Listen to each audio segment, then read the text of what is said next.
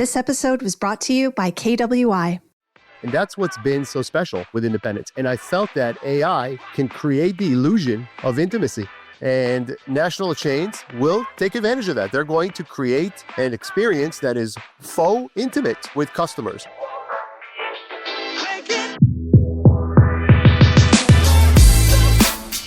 Welcome back to Retail Remix. I'm Kate Robertson, Editor-in-Chief of Retail Touchpoints. Independent and regional grocers face a tough fight. Big box retailers bring massive budgets, deep data, and scale that's hard to match. So where does that leave the neighborhood grocer? My guest today has something built just for them. Tal Zlotnitsky is the founder and CEO of Breez AI, a company creating technology designed specifically for regional and independent grocers. We talk about why he believes whoever owns the AI a shopper talks to owns the customer relationship, and why that matters so much for grocery's future. We also dig into Breez AI 2.0 with new features like wine and cocktail pairings, multilingual support, and pantry modes. Let's get into it.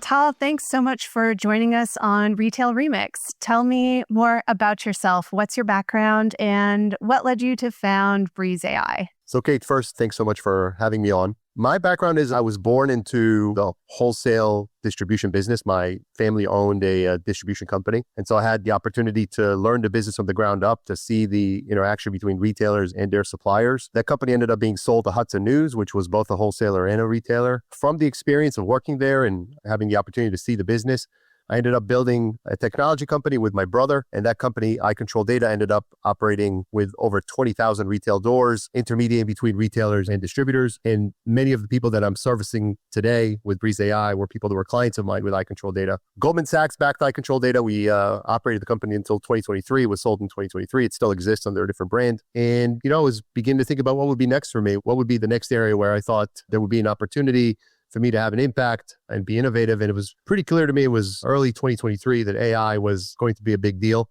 And it was also fairly evident that, the haves, the national chains, the large third-party fulfillment platforms, they will take advantage of what AI brings to the table. And that there would be potentially, parties that would need some support in order to compete. And I was fortunate enough to have built a good relationship over the years with many people that I'd worked with, among them David Smith, who was for many, many years the president and CEO of Associated Wholesale Grocers, Dan Funk, who's the current CEO. And I turned to David early and I said, David, I think I want to get into the AI space. And I think I specifically want to get into the AI space to support independent grocers. David was an enthusiastic supporter. Dan and AWG got behind us early, and the rest, a little bit, so to speak, is history. And why regional and independent grocers rather than national chains? What did you see in that segment of the market that made you want to support it? So first of all, I would say, from my years of working in this space, I got to know many of the retailers who were operating those businesses, and they were wonderful people with a noble mission, which is to serve communities oftentimes that don't have access to everything that's available in the Eastern Seaboard or the Western Seaboard. And so it's a very noble purpose, and they're fantastic operators. They know their customers, they know their marketplaces. I also felt that AI could create an opportunity for national retailers and fulfillment providers to narrow the gap on personalization, because ultimately what has been the primary differentiator for a small independent is they know their customers. I was on vacation last week in the lower upper peninsula of Michigan and met a good friend of my significant other who, unprompted, not knowing what I do, raved about her local IGA in this small community in Michigan, and talking about the fact that, this store has everything I need, and they're always open, and the owner's sons are walking around the store and they know my name. And that's what's been so special with independence. And I felt that AI can create the illusion of intimacy. And national chains will take advantage of that. They're going to create an experience that is faux intimate with customers. And it felt like if independents sat that out or waited it out, they would find that their one competitive advantage was narrowed, and the areas that are more difficult for them to compete on potentially widen, primarily because AI opens the door with retail media to the kind of contextual advertising that is catnip for advertisers. And that would create even more opportunities for the national chains and the marketplaces who are already generating the overwhelming majority of the retail media revenues to generate even more of it and further widen the gap on pricing. So the bottom line was, it felt for me as if there was not much of a choice. It was clear to me, and maybe on some level it's because I consider myself an underdog. I came to this country as an undocumented immigrant as a child. I've always kind of advocated for those that frankly need someone to advocate for them. And it felt to me like my time would be much better spent trying to help the community of people who I felt had a noble cause, but who were vulnerable and would, in my opinion, also take the most advantage of the opportunity if they understood how to do it and they had the ability to do it in a way that was cost effective for them. That's so interesting.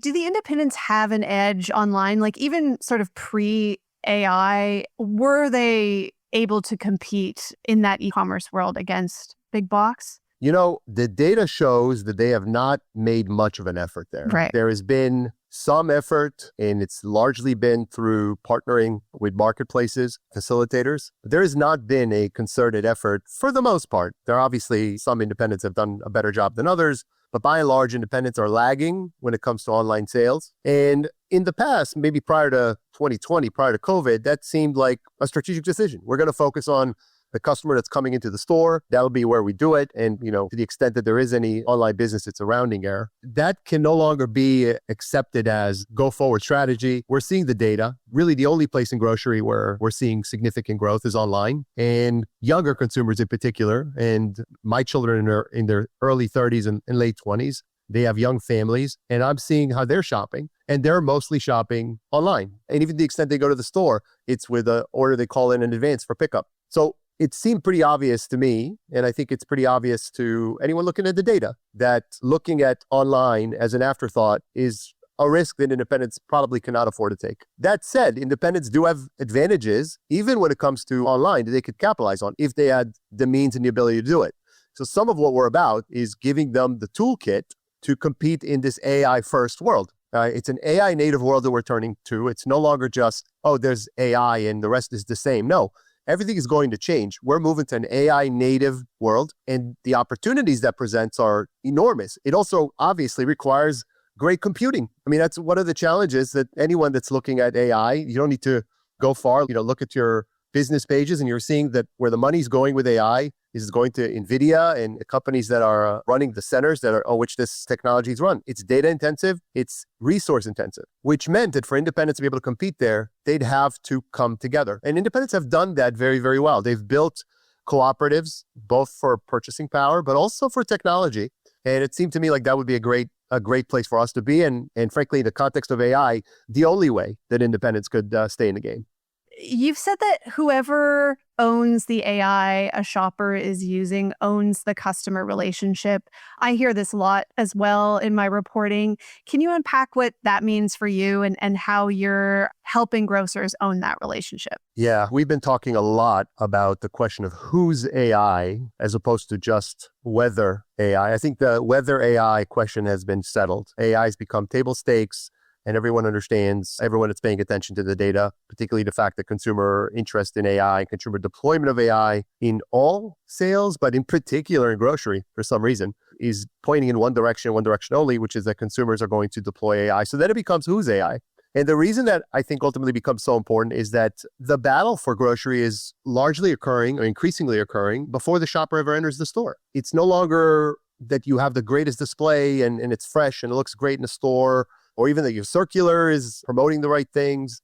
For the most part, for an increasing number of consumers, it's happening before they even consider which store or entering the store. So if it's whose AI, then you've got to look at what qualifies something as being owned by you.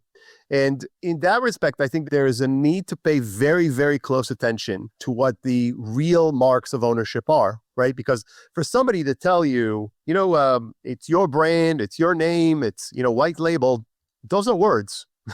They're not structural, they're contractual, and contracts can be changed. So the real measures of whether you own something, I think, boil down to 2 or 3 key things. One is authentication. Where is the shopper being authenticated? Where is this information being stored? Okay, that's question number 1. Question number 2, who's getting smarter from the conversation? Whose system is learning? Where is this information compiling? How is this information compiling? How is the system that's capturing data from your customers rolling up to a system that's capturing data from other customers? And the third to me is actually the simplest. It's allegiance. is the party that's providing me these services competing with me or powering my fiercest competitors? Those are the three questions that I think retailers need to be asking themselves. If you can answer those questions comfortably, then it's probably safe to say I own my AI. And if you cannot, then you got to ask yourself, who does? You may not have heard of KWI, and there's a reason for that. For over 40 years, KWI's POS has helped brands and specialty retailers grow from their earliest days into names you know, like Pandora, Peter Miller, and Alice and Olivia. But now, the best-kept secret in retail is getting out. Find out what the secret is at kwi.com/RTP.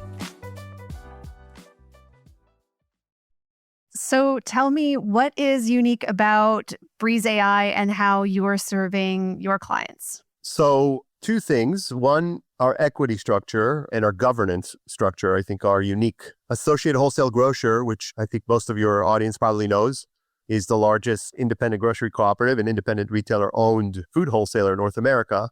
They're our largest investor. Their CFO sits on our board.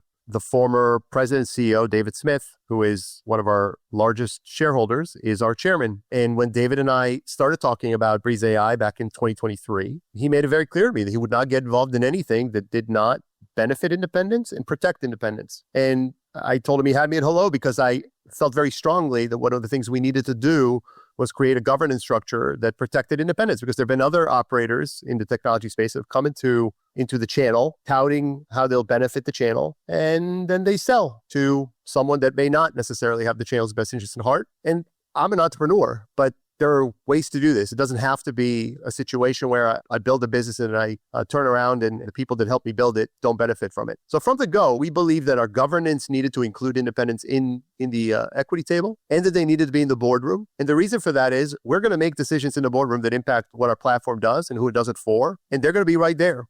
That's point number one. I think point number two is that we've built our technology to be accepting of the fact that the independent channel is a disaggregated channel when it comes to technology. So we didn't build it and require everyone to just plug into us and we'll sit back and you figure it out. The channel has numerous legacy providers of technology. By the way, many of them are wonderful companies with great leaders. But I can tell you that legacy technology is not that well suited to the moment. Technology that was built in the pre-AI era is transactional technology. And we are at a moment where it's about the data aspect of it. In fact, just earlier this week, the CEO of Microsoft, Satya Nadella, published a really interesting thought piece. He used a phrase that I think was quite interesting. He said, in the cloud era, enterprises accumulated data. In the AI era, they accumulate learning. And he called it the reverse information paradox. And I think that's exactly right. Okay. So the learning accrues inside the channel because we are integrated with the channel's technology, and we are not asking anybody to rip anything out. We'll work with whoever's there and we'll work with them collaboratively. So I think those are the main things. And at the end of the day, we do not have a marketplace. We do not intend to open a marketplace. And we will not supply the national chains that compete with our customers. I think that matters too. Let's talk more about the features in Breez AI. You've introduced features like wine and cocktail pairings, multilingual support. Were you noticing a change in how consumers were shopping for grocery? Were there sort of changing behaviors that you noticed that made you develop those features? Where did that come from? Yeah, we're definitely seeing in the questions that are being asked of our chat tool some indications for an evolution in how consumers are shopping. And I think what we're seeing is a shift from consumer shopping for products to consumers shopping for occasions. And I don't know about you, but I don't wake up in the morning thinking, you know what I really want today? I want to buy a jar of marinara. I might think I want to make my family my pasta dish, with meatballs, or I've got guests coming tonight and, I know that she's got a gluten sensitivity and so I'm thinking about what to make for that. Or, my she's practicing to run a marathon and I really want to be thoughtful about what I put on the table at dinner. That's what people are thinking. And traditionally, and the traditional way of grocery shopping has not lent itself to that. It's largely been a list, a shopping list. We're moving away from that. I think the shopping list is going to disappear. I think it's going to end up being more of a build list. Help me build my experience list. Help me build the week. I'll tell you what my week's going to consist of, and you help me assemble the right list for that week. I think that's where we're going. And AI is uniquely positioned to do that exceptionally well. It's also true though, and I think that's one of the reasons that our customers that are using us are feeling confident that not every store carries every good. In fact, a lot of independent retailers carry a smaller selection, a more curated selection, but a smaller selection of SKUs. And what we do is when the consumer tells us what they want, we run their desired list, whatever the occasion is, through an analysis both of an unlimited supply of meals. Breez AI is not scraping the internet for meals. We've taught our tool how to be a chef, and we can generate a meal in any combination of anything that you could think of. And I often, not jokingly, tell people, go to the tool and try to stump it. Open your refrigerator, type in 9 things, and watch what the tool does for you. But interestingly, the tool will also look to see what the store carries, right? A lot of the internet recipes have a selection of random items. You might need to go to 3 different places. That item isn't even available in your region or in this country. We're very careful that we're procuring a basket that our customer can buy at the store they're shopping. And we think that's really important. It's important for convenience. It's obviously important to the retailer who's trying to consolidate baskets. So I think ultimately we're going to see a very, very different consumer expectation, consumer experience. We certainly are anticipating that, and we're building the tool so that it is able to respond to the occasion versus the marinara jar ask. Yeah, as you were talking, it got me thinking too about affordability. I'm sure your clients are seeing the pressures on the consumer up close. I'm just curious if there are features built into the tool around affordability, if you're seeing a lot more questions around budgets in the tool. Yeah, so there are extensive capabilities in the tool now, and there are more coming. Interestingly, a question I was asked in another interview was around dynamic pricing and whether any retailers had talked to us about wanting to leverage AI for dynamic pricing. And my answer there, I think is relevant here, is that we didn't build this solution to gouge anyone, nor has a single retailer to this point in our channel that I've spoken to asked me how they can leverage the tool to potentially dynamically price their goods. But we do have dynamic discounting because we are proactively, at the moment the consumer tells us the occasion that they're shopping for, looking for the right offers for them. We're looking for coupons dynamically. So if you've told me that you're looking for a certain dish, we will scour all our potential coupons from whatever source we have them through, and we will find you a coupon. And if there's a specific thing you're looking for and we have a marketing offer for it, we will bring that to your attention. So we will proactively find the discounts. We also allow the consumer, in fact, encourage the consumer to set a budget. So you can set the budget in the tool, and then you can say, look, build me my normal basket. Also, I've got 4 dinners. I do have guests on Friday, and you know my budget. And the tool will build you a complete plan for the week based on that. And there are more things coming. We're really excited about some of the new capabilities we'll be releasing in the fall and into winter that will take everything that we are doing now and add a whole new dimension of efficiency and pleasure for the consumer. But yeah, I think there's a lot more to come. Let's put it that way. It's very exciting stuff. Nice. AI is reshaping how people build loyalty and make everyday decisions. As someone who's watching that shift up close, what excites you most about where this is headed? Yeah, I mean, I think it's interesting that there's been a lot published about that of late, including a very interesting report you guys put out last week that I read that actually I printed. It's right here on my desk. And I think it's spot on. I mean, I think, the old ways are getting obliterated by the new ways, and we're going to see a complete new design to loyalty. I mean, loyalty is going to need to be personalized. It's not going to be enough anymore to just have a program and you do the same thing. An interesting takeaway from our initial few months in the market was that the people that started deploying our tool, we found had slightly lower basket sizes prior to using the tool than their peer group. Other loyalty customers were buying more than people that started picking up the tool, and then their basket sizes rose, and they're about 20% higher than the peer group that's not using the tool. And it took us a little time to figure out why, but our conclusions ultimately are they were buying in multiple places. That's what it was. These are customers that are trying to stretch dollars, and loyalty to them is a means to an end. It's all it is. And so knowing that those customers are there and that they are splitting their basket 2 or 3 ways, how do we get those customers to choose to buy more of their goods from our customer? And I think that boils down to a bespoke loyalty experience.